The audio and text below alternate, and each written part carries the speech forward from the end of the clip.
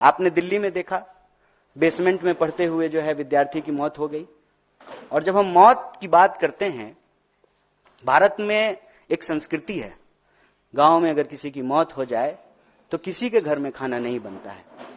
सामने से अगर डेड बॉडी जा रही हो तो बिना जात बिना धर्म पूछे हुए लोग उसको नमस्कार करते हैं और कहते हैं कि आत्मा को शांति मिले। लेकिन हम कितने असंवेदनशील हो गए हैं, या हमको व्यवस्था कितना असंवेदनशील बना दिया है कि हर घंटे लगभग 2 स्टूडेंट, 24 घंटे में कम से कम 28 स्टूडेंट सुसाइड कर रहे हैं। और स्थिति यह है कि इस देश में किसान आत्महत्या से नौजवान आत्महत्या ज्यादा हो चुका है। जैसे किसान आत्महत्या के पीछे सिस्टम जिम्मेवार है, उसी तरह से स्टूडेंट की आत्महत्या के लिए भी सिस्टम जिम्मेवार है। और यह सिस्टम जो स्टूडेंट को मार रहा है, एक प्रेशर कुकर बना रहा है, वो सिस्टम ऐसे बन रहा है कि एक तरफ रोज सपने बेचे जाएंगे। 5 ट्रिलियन की इकोनॉमी हो गई है। किसी एक इंसान का एग्जाम्पल लाकर के सामने ये दिखाया जाएगा कि इसका पैकेज 1 करोड़ का है, और हर बच्चे को ये प्रेशर दिया जाएगा कि आप भी 1 करोड़ का पैकेज जो है प्राप्त कीजिए। कैसे प्राप्त करेंगे?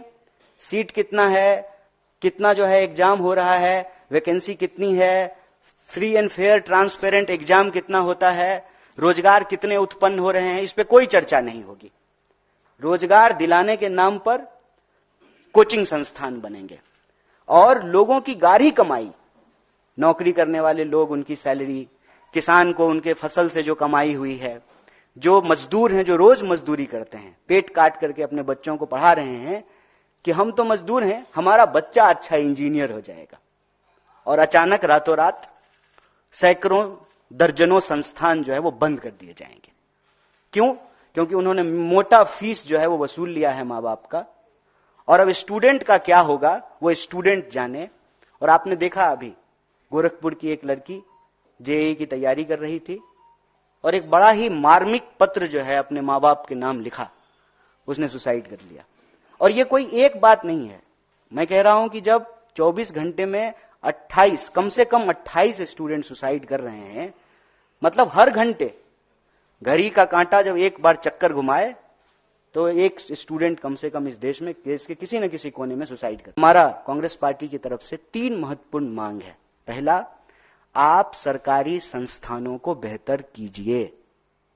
आप सरकारी संस्थानों को कमजोर करके निजी क्षेत्र को भी स्वाभाविक रूप से विकसित होने में बाधा उत्पन्न करेंगे। सरकारी संस्थान ठीक से काम करेगा, बीएसएनएल ठीक से चलेगा, तभी जियो धन धनाधन होगा।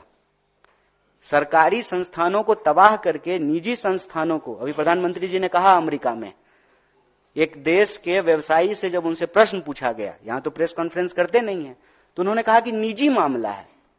निजी मामला कैसे है सर?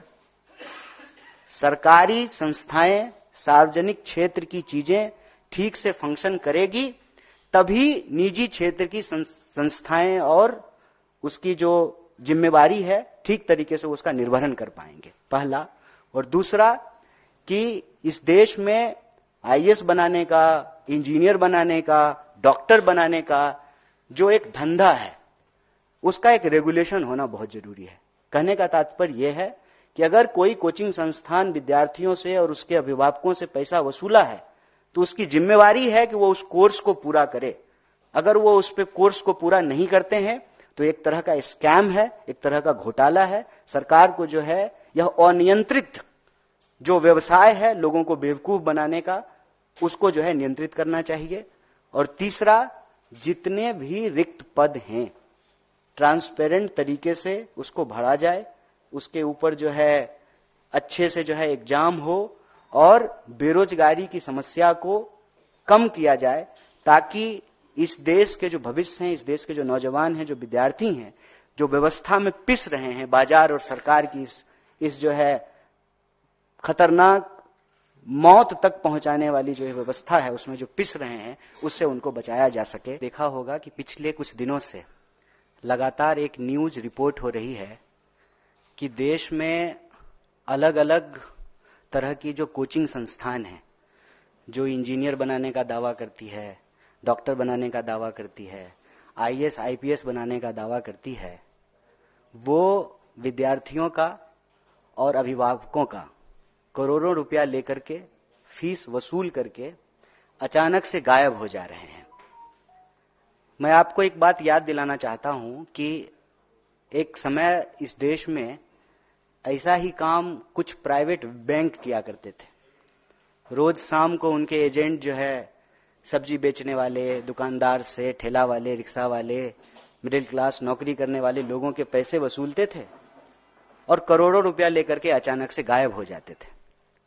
जब भी इस तरह का कोई सिस्टमेटिक फेलियर होता है तो स्वाभाविक रूप से सरकार को उसकी जिम्मेवारी लेनी चाहिए। देश में जो आज शिक्षा व्यवस्था की हालत है वो बिल्कुल ठीक उसी तरह से है कि कबीर कहते हैं कि चलती चक्की देखकर दिया कबीरा रोए, दो पाटन के बीच में साबुत बचा ना कोई। सरकार और बाजार, इस दोनों के बीच में इस देश के विद्यार्थी और इस देश का भविष्य, इस देश का नागरिक पिसता जा रहा है। और ये सारा खेल शुरू उस लॉजिक से होता है कि शिक्षा इंसान बनाने के लिए नहीं, एक कमाऊ इंसान बनाने के लिए ली जानी चाहिए और दी जानी चाहिए। बाजार का जो तर्क है कि जिसमें मुनाफा नहीं है उसका अस्तित्व नहीं होना चाहिए। शिक्षा को जब मुनाफे के नजरिए से देखने लगे, उसका नतीजा यह हुआ कि सपना बेचा जाने लगा। अंधों के शहर में आईना बेचने का जो कारोबार है, सीट पता है कि 100 है, एग्जाम देने वाले 1 करोड़ हैं, तो हम उस 100 में पहुंच जाएं, उसकी होड़ और फिर उसका कारोबार। और ये 100 सीट क्यों है? क्योंकि सरकारी व्यवस्था जो है उसमें लगातार रोज बरोज गिरावट आई। सरकारी स्कूल में पढ़ाई नहीं होगा, सरकारी अस्पताल में इलाज नहीं होगा, तो स्वाभाविक रूप से सरकारी संस्थान जो हैं वो कमजोर होंगे और उसकी जगह पे जो है निजी संस्थानों की उत्पत्ति होगी।